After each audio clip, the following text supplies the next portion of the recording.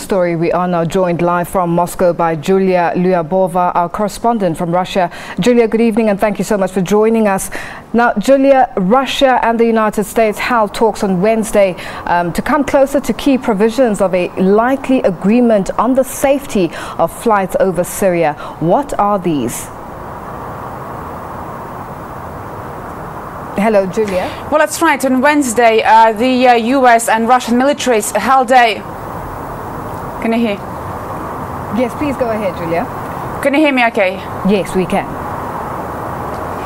Yes, so on Wednesday, Russian and US militaries held contact on a video conference, and that was their third contact, and they discussed on ways how to avoid accidents in Syria, because both countries are conducting airstrikes there, so want to avoid any potential accidents involving their pilots there. So that's what the two militaries have been doing. And also today, Russia's foreign minister Sergei Lavrov talked to the US Secretary of State John Kerry on a phone, and they also discussed this.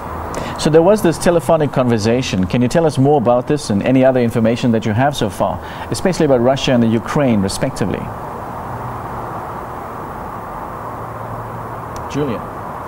Well, that's right. Early on Thursday, Kerry and Lavrov had held a telephone conversation, and they discussed the current situation in Syria and in Ukraine. But Syria was the main topic for that talk. They discussed the necessity to avoid accidents in Syrian airspace, where both countries are conducting airstrikes. And they said that, well, Russia says it was a US initiative to hold this conversation, and they praised the work of their militaries to reach an agreement on how to avoid those accidents in Syria, and certainly they've agreed to continue their contact. Now, Julia, President Vladimir Putin has basically lambasted Washington as being unconstructive in their role in Syria. Why is this the case? Are they able to work together, or does he want to handle the Syria issue on their own as Russia without the United States being involved?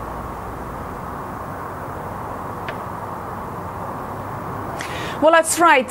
Moscow has been calling several times now on the US to hold a dialogue on cooperation in Syria, and actually recently Russia sent an invitation to Washington to invite in a delegation from Washington to come to Moscow to hold those talks on cooperation in Syria, and also they suggested maybe a Russian side could come to Washington with a delegation headed by the Prime Minister Dmitry Medvedev, but Washington refused both of those. And so Vladimir Putin's comments today was in response to that. He said that that refusal was unconstructive, and he said that he doesn't understand how Americans can criticize Russia's actions in Syria while refusing a direct dialogue, and he called the US position weak.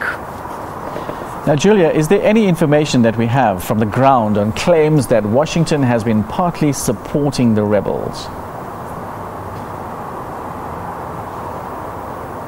Well, we certainly know that the US supports the Free Syrian Army in Syria, but it depends on which rebels you mean. And I mean, that's the information that it's widely available. But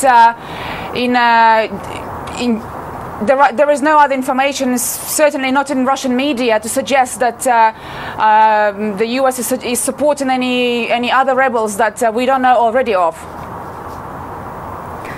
Now, Julia, with regards to the delegation that's supposed to go through to Washington and meet with the U.S. delegation, are there any further attempts to ensure that this does happen, the dialogue taking place? And in that sense, shouldn't this have happened beforehand, before any of the two big powers took control and tried to handle the situation with the airstrikes in Syria?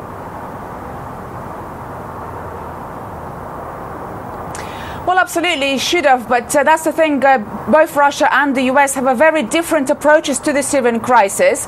Moscow is not hiding the fact that it's supporting the Syrian government, while the US says that there is no future for Assad in Syria. And we've heard some strong words out of Moscow today from Vladimir Putin. So that could suggest that any delegations, any meetings in the near future are not planned. But certainly after this telephone conversation between Lavrov and Kerry, scary, and also their suggestion that they will continue to hold that dialogue. Perhaps something might happen in the future. Now, Julia, can you tell us about the implementation of the Minsk agreements on a political settlement of the crisis in the Ukraine? Well, that was the main issue, the main topic for Normandy talks in Paris on 1st of October, which Vladimir Putin attended along with the German Chancellor Angela Merkel, the Ukrainian President Poroshenko, and also with the French President François Hollande. And they said there that all sides commit to Minsk agreements, and they decided to extend them. And certainly there's been a period of relative calm in eastern Ukraine recently. So the Minsk agreements appear to be working, although of course it remains to be seen just how long that will continue and how effective they will be. Well, thank you very much indeed for giving us that update. That was Julia Lyubova, our Russia correspondent, joining us live from Moscow.